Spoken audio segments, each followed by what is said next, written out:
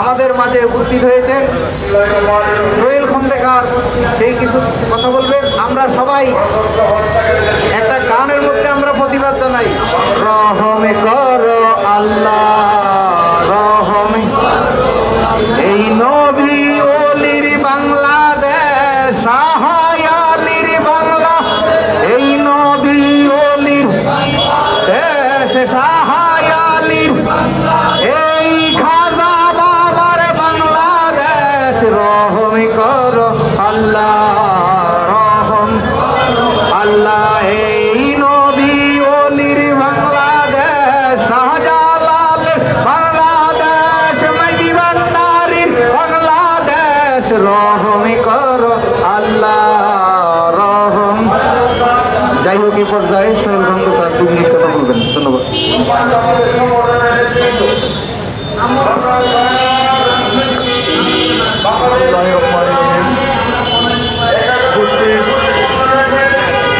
আজকের মাজার ভাঙচুর প্রতিবাদ মানববন্ধনে আমাদের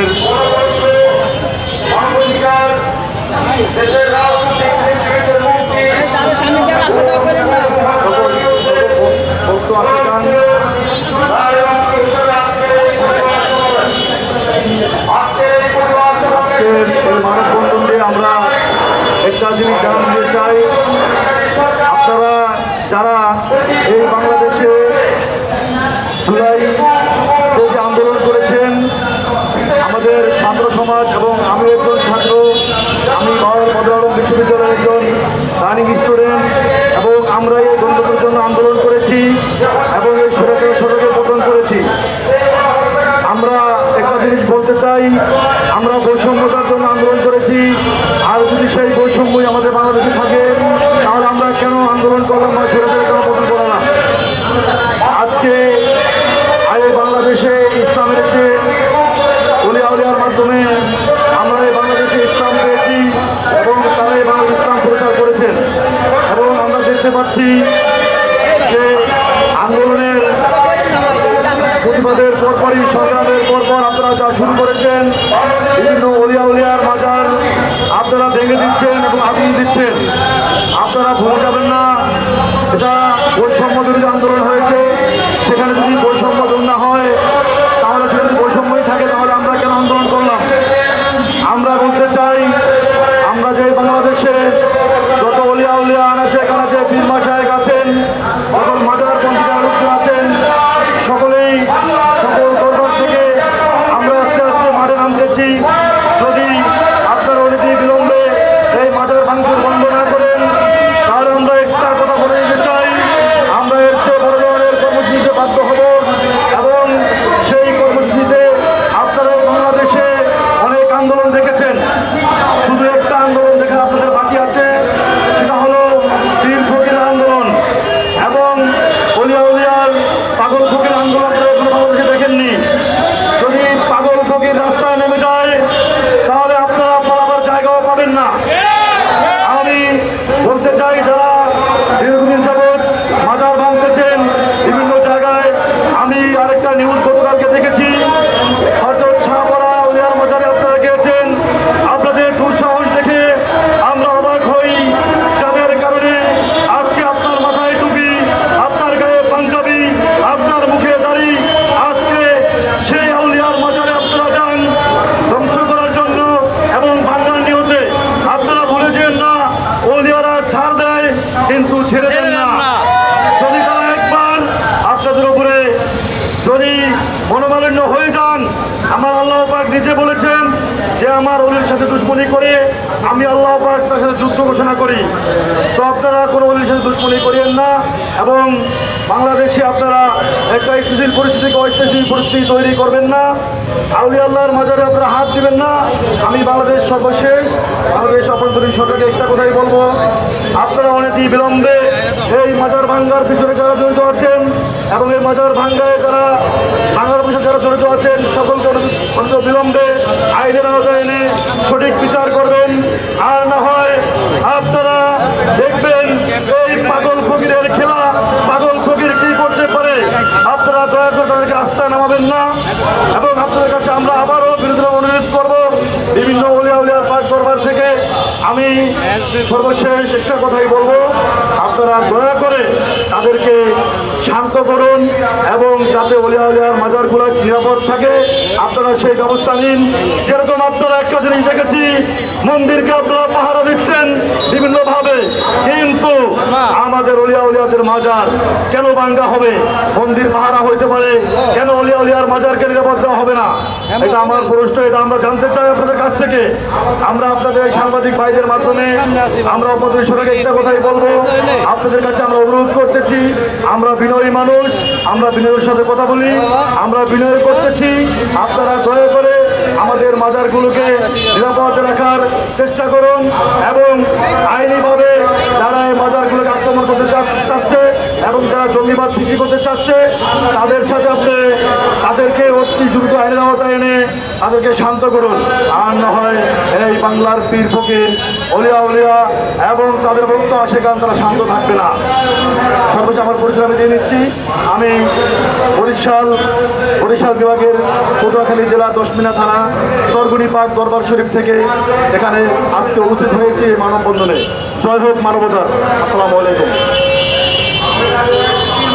আলহামদুলিল্লাহ, এখন আমাদের সামনে মাজার ভাঙচুর প্রতিবাদে বক্তব্য নিয়ে আসছেন সাভার থেকে আগত পীর শামসুল আলম চিশতি, পীর শামসুল চিশতি সাহেব সাভার।